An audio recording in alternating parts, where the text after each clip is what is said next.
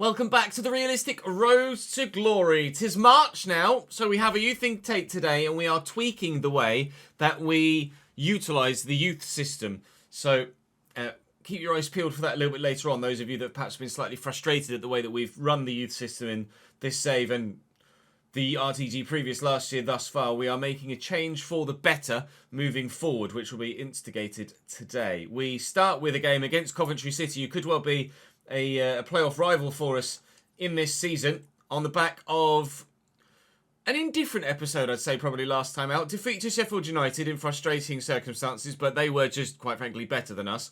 We love a late goal. 90th against Swansea and 86th or something against Middlesbrough, so delighted to have gotten the 6 points there when really we didn't look like we were going to get any more than 2, so it was obviously gutting to lose to Portsmouth in the manner in which we did. The sim today will be Preston at the end because they are in the relegation zone. So we'll play Cov, we'll play Birmingham, we shall play Bristol City away from home at Ashton Gate, which is new this year, of course. And then I might try a calendar sim against Preston. We've not done that before, but that was mentioned in the comment section as maybe a way around the dodgy interactive and quick sims. So we'll try a calendar sim and see if that gives us a more realistic result. So, saying thank you to Dude Stuff, to HKC Butters, and to MVP on the ball behind me. Thank you for your continued support in the comment section. We are very much hoping to go up to the Premier League for next season, but it's very much not assured whatsoever. We need to make sure that Lancashire keeps firing, so pop the ammunition in, and let's see if we can't fire a few past Coventry, shall we? Timon Viner still in goal for Coventry here, as they bring their playoff chasing side to Valley Parade. Heverton at right back, Luis Binks, and then Joel Latabodiere at centre back alongside Lazarus Rota at left back. Eccles and Sheaf still in the midfield for them. Bermanchevich on the right, Tyrese Dolan on the left, Jack Rudoni at cam this time, and Stefanos Simas up top at striker. They've still got Bissett on the bench as well. Simas and Bissett have been on my shortlist for a little while, and now we have players of high enough ratings. If we aren't able to bring Lancashire in next season, then they certainly will be potentially on the list to bring in. Simas always scores against me, and he's been a particular thorn in my side in this save, and obviously he's been a high-scoring player in the division as a whole for the time that we've been at Championship level.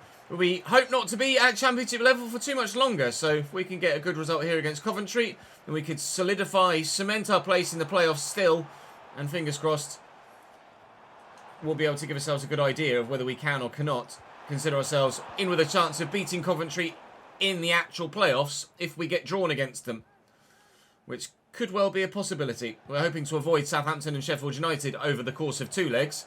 In a one-off game, I feel like we could beat anyone, but over 2 legs, I don't know if we'll be able to actually pull it off. So I'm hoping for an easier semi-final. And then, oh, what a ball. Simas always scores against me! And that was a very good goal. Hoping for a straightforward semi-final to then take on a more difficult final.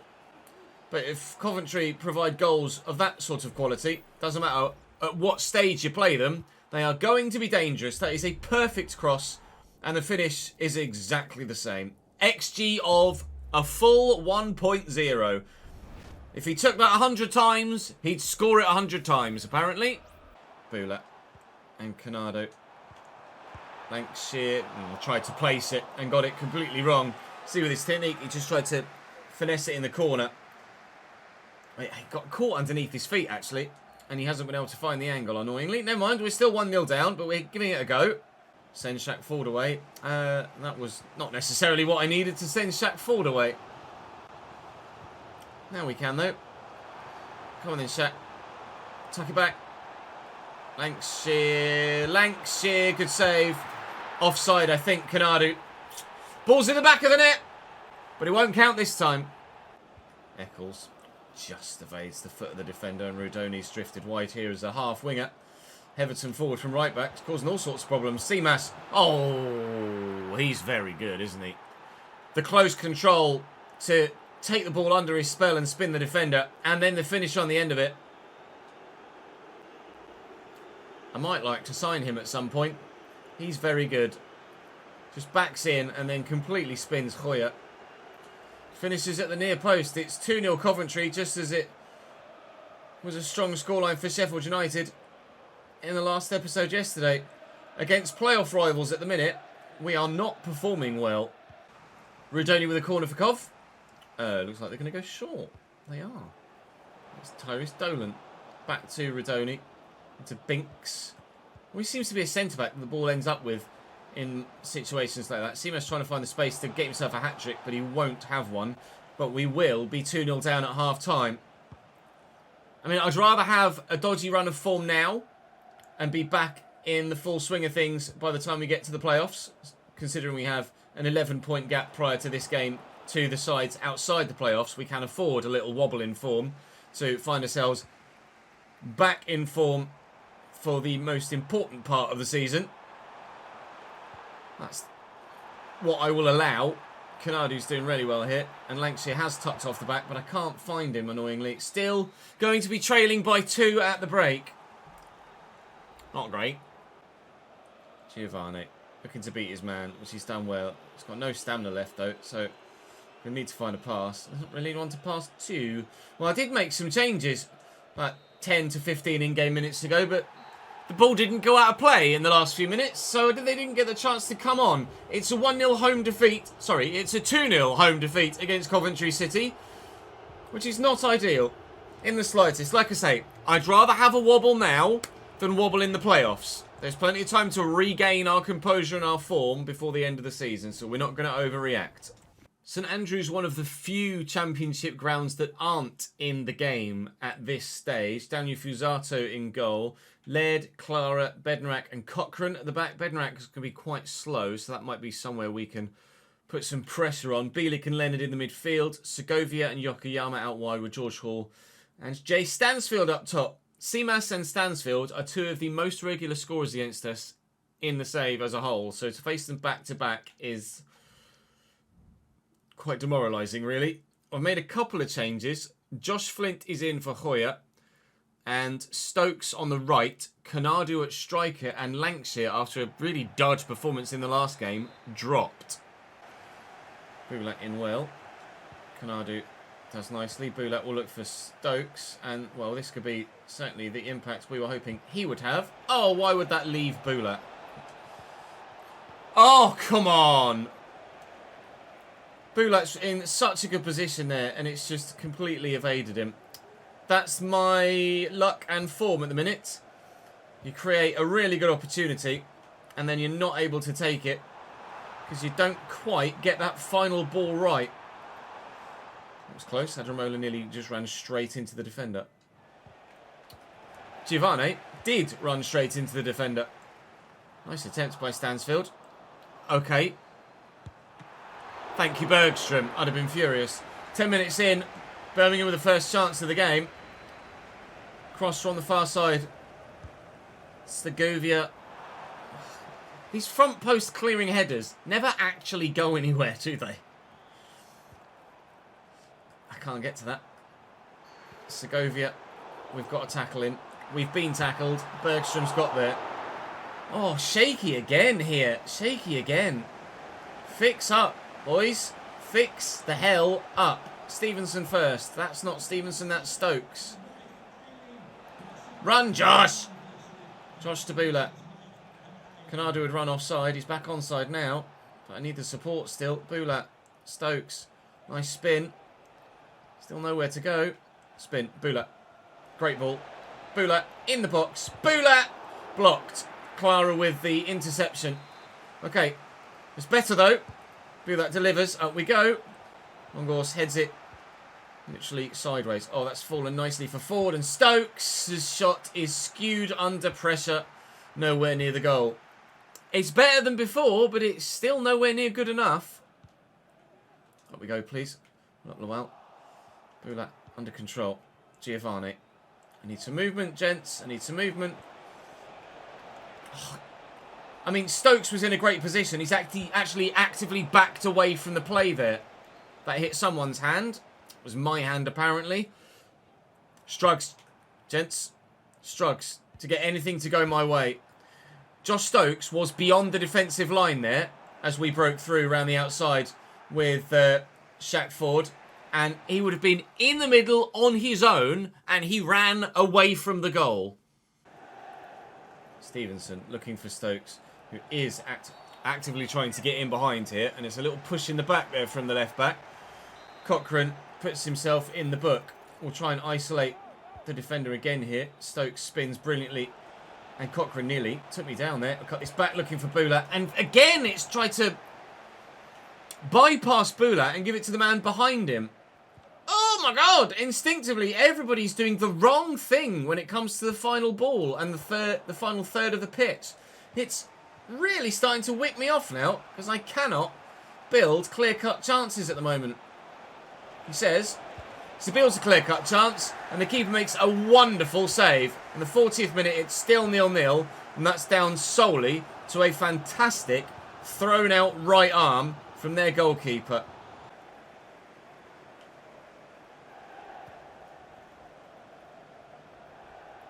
Yokoyama just leaves Luca Stevenson for dead there. Seemed like Luca didn't even want to try and run. Bergstrom didn't hold on to it. That could have been very dangerous. Spilling the ball in moments like that is what can cost you a game in such a tight fixture. One mistake like that from your goalkeeper can be absolutely fatal. Alain Lowell. We quickly come forward. Forward is out wide, and there's plenty of space for him. There was, until he took 10 years to actually pay attention to the fact the ball was next to him. And Konadu's positioning is ludicrously poor. Back away. Stand behind the defender. Away from the man. Oh, I shouldn't have passed that. I'm not acting on instinct either, which isn't helping. I'm playing like dirt, and my other teammates are also playing like dirt. And as a result, can't fucking do anything. Stevenson. Lankshire's going, so Lankshire can get played. Has he got the legs against Bednarat? We said that Bednarat was going to be isolated for lack of pace. But their goalkeeper, so far, cannot be beaten one-on-one. Rock bloody solid, the man between the sticks. That's two big 1v1s he's pulled out. Two big saves from. Alenia wins it back twice. Just trying to find the space to then find the ball. And Ford, brilliant ball through. Well, this needs to be a better through ball, please, to Lancashire. That's not Lancashire, that's Lancashire, and he's offside. God damn it! Nothing's working! I didn't play that to the man behind Lancashire. Just play the right pass. Oh, 0-0 draw against Birmingham. I want to smash my head through a brick wall. This team are not playing well at all. I'm not in great form personally, but even when I do get a good move built, whoever is playing the final pass or trying to put the final finish away isn't doing it well enough. The amount of times I've been in a great position, look, to cut it back to the first man, and it's completely isolated that man and tried to play to the guy cutting in on the far wing, makes me want to pull my hair out. On the plus side, Stansfield didn't score, so that's a bonus, I suppose. But we're now 18 points off second place, and Brentford have a game in hand. So we could be 20 plus off the top two. We are not getting automatic promotion. We are still 9 points inside the playoffs, but that was 11, and the gap is closing. And this wobble in form needs to stop very sharply indeed. Stefan Bajic in goal for Bristol City here at Ashton Gate. Arroyo, McNally, Atkinson and Robert stared back 4. Gardner Hickman and Max Bird in the midfield. Saeed on the right-hand side, who was really dangerous against us last time we played them. Mehmeti can bang a goal. Sfortau did bang a goal. And Mayulu tried an overhead kick in the last game as well, which, unfortunately for him, didn't come off. They are missing their other top striker. They had 2. I can't remember what the other guy's name was, but they may well have lost him in January. I'm not sure. I didn't check the full squad, but Mayulu's definitely the go-to striker for them up top at the minute. We are basically the same as you would expect, although Hope and Bellerin are in on the wide fullback roles, and Odua starts ahead of Lowell, who was slightly tired, could have started, but I mean, everybody's been out of sorts, so it would perhaps be harsh to isolate any sort of individual to say he's not being good enough. But at the minute,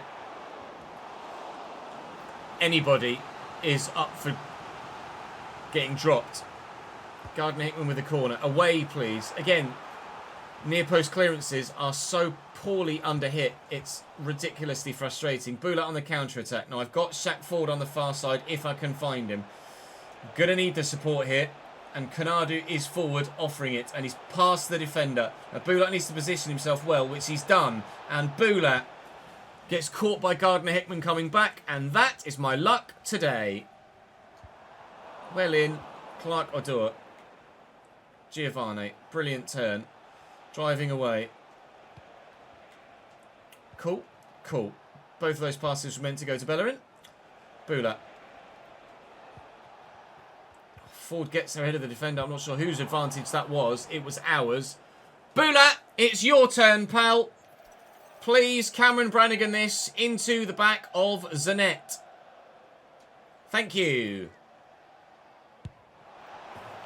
Ah!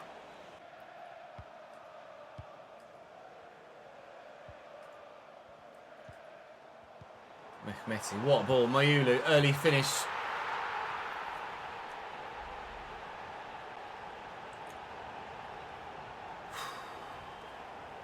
I have no idea how the season is going, how it is in the past 5 games, but my team are nowhere.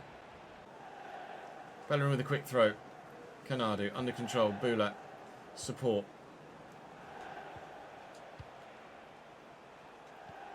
Come on. Bellerin forward. Use that pace you don't have anymore, Hector. Kanadu in the box. Please. Oh. We did it, chat. We scored a goal. It's 1-1. I can't get too excited because it's probably not going to happen again. Bellerin showing a little bit of extra quality and class here. She's certainly been missing of late.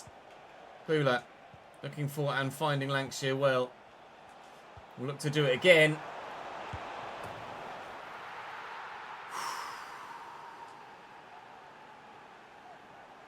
This is the calibre of football we have been trying to play all day.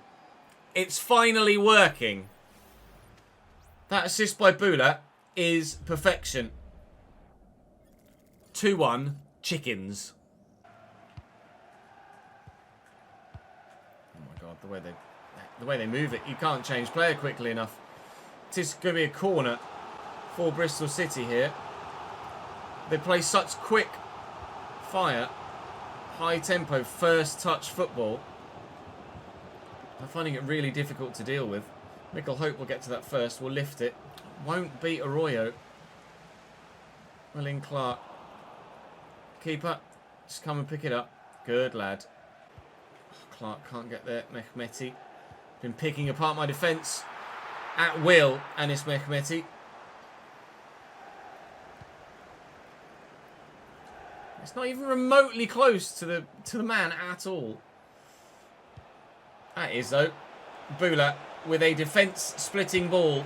And it will be 3. Marco Bulat has been pretty invisible since he joined. We see you, sir. Thank you for the 2 assists. Schwartau. Nice interception by Khoya. Kanadu.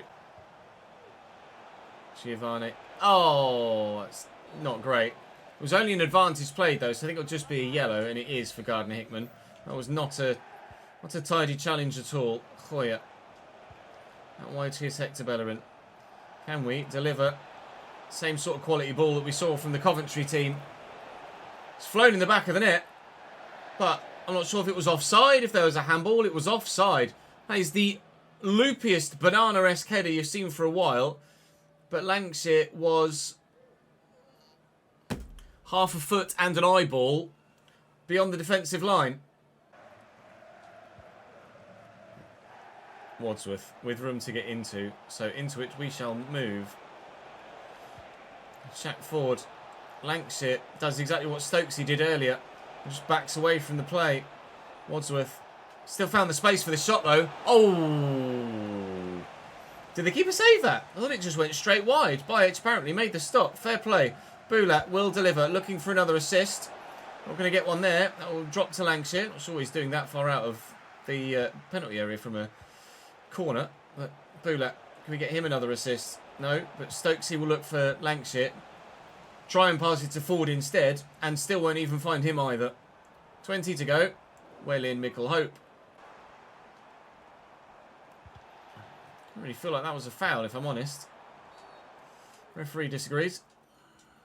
Now the changes I made in the 75th minute can happen. So much for resting them.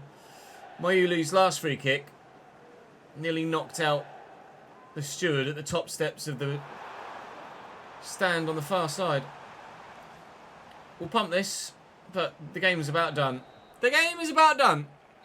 Well, that was better, wasn't it? Marco Bula decided, oh yeah, I'm top quality. Found out we do know how to play some good passes. We do know how to put the ball in the back of the net.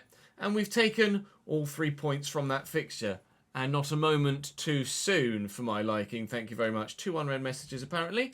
Stevenson saying he wants... Yeah, you were just rested because of stamina, mate. You had like 35% stamina. I'm not going to play you in the next game. It's Preston next, away from home. We currently sit 4th still. We're going to stay 4th for a while because it's 8 points to the side in 5th. It's now 12 points to Coventry. The gap has opened back out again. And breathe. 15 points to Brentford, but they've got 2 games in hand. Preston then on Saturday, March 16th. I think there's an international break after this, so there's no more games for the rest of the month. It's quite the break until a particularly busy month of April, which rather understandably we will split into 2, unless, of course, we get to the point where we're guaranteed to finish exactly where we are in the league, in which case our playoff scenario and potential opponents won't change from our differing league position, so we can just simulate to the end of the season. So we'll play that one by ear. But we're going to calendar sim this Preston game. Let me just make sure that everybody is up to snuff fitness-wise before we go into it. And everyone but Hoya is looking good. I think I'll be happy enough to sim with Hoya in the situation he's in. So let's see if a calendar sim works well then. At home, against the side that are 23rd in the table, a 2-1 win. Have we potentially unlocked the way to unlock performances in simulated games? Maybe. Not going to get too carried away, but maybe. So then, the change to the Youth Academy that we're going to isolate moving forward. Previously, we've gone through and we, say for example, I don't have, actually I do have a 79 rated player, but prior to the situation we're in, if I didn't have a 79 rated player, my peak player was say 78, I would not have been able to look at Arthur Shaw at all or bring him up because his potential rating is too high. But because of the way that we're doing things without coaches, when I call people from the scout report into my youth squad, over time, their potential window is shifting down. So we're going to make the change that will sign anyone from the scout report and put them into my youth squad, but they're not allowed to get called from the youth squad to the first team until that potential window has shifted down. So say we find someone that has 91 to 94 potential, I obviously can't sign that player until I have an 84 rated player. Unless that 91 to 94 potential shifts to say an 83, 89 because of the lack of coaches, then I could call that player up from the youth squad to the first team. Like Trevor Young, he was too highly potentially rated. But now that our situation has changed with the first team having some extra quality, I can now call Trevor Young up. That's how we're going to do it moving forward, and obviously for future saves as well. With regards realistic RTGs. We've got a lot of deadwood in the youth setup at the minute, but there's also some potential and some really good potential in a number of positions. So 3 to 6 playstyles for Jay Davies as well. So obviously I can't call up yet. But when that potential window narrows, then I could potentially call him up. We're only going to look to call up the best of the best at the minute. And Arthur Shaw might well be someone that we could consider the best of the best. Ellis Woodhouse could be the best of the best, but he's gone to Ajax instead because he signed for them before we had the chance to call him up. Luca Faulkner, another one that we're going to hope to try and bring in at some point. Charlie Lucas, similarly, apparently. 4 positions for Noah Fox. CDM centre mid, left mid, and centre back at 6'5". But he's not really very good in any of them, judging by his stats. So unfortunately for him, no dice. He's not going to be able to come up and be brought into the squad. So let's work our way through the Jamaican lot. Nothing sensational from Jamaica, I don't think. Not yet. I'm just going to say no to that one. I'll say no to that one too. Yeah, we'll say no to that one too. That one we'll say yes to. That'll be a no. That'll be a yes. That'll be a yes. That'll be a no. And that will be a no. So what does the youth system look like now? The potential windows are obviously quite wide ranging, but Faulkner is already 60 rated, as is Patterson, who I could call up now because his potential window only goes up to 83. Similarly, Shaw, he could get called up already to come up to the first team squad. His jumping's not great, even though he's 6 foot tall, so he's definitely a CDM, not a centre back. Then we've got Jay Davies, the left back, who looks decent. He's only got 3 of the potential 3 to 6, but those 3 are dead ball, anticipate, very good for a defender, and long throw. Free kick actually only of 35 though, so how he's a dead ball specialist, I've absolutely no idea. So hopefully some growth from a number of these youngsters. Lucas, he's only 16, potential up to 93 maybe. Although plenty of room for growth, and I think that window will definitely shift to the left. Hughes, a little bit of pace, but the technical capability of a number of these players is not quite there yet. Ethan Hope's only 5'9", but he's also only 14, so there's definitely room for him to improve over future seasons. 19 long shots. Just as well he's a defender then, isn't it, really? So that's the situation of the youth setup now. That's how we're going to work it moving forward season on season. So obviously, at some point, the youth setup is going to get very, very full, and we will start just sacking players off. But for the time being, we have potentially unlocked a number of youth players that could, given the time, make it into the first team. And because of the nature of how far through this save we are, this change we've made is probably not going to see its best results until the RTG on FC26. But this is a good opportunity to trial it, and I'm sure this change will work in our favour. That's going to be all for this episode though, guys. Thank you very much for watching. Do drop the video a like if you've enjoyed. Subscribe to the channel if you don't want to miss out on any more of this save. Faith slightly restored after that Bristol City performance, and back-to-back wins is important as well. So morale should be higher now too. So fingers crossed, players will start to claw back the form that we had been losing. And fingers crossed, we will do well in the playoffs. I'll see you tomorrow.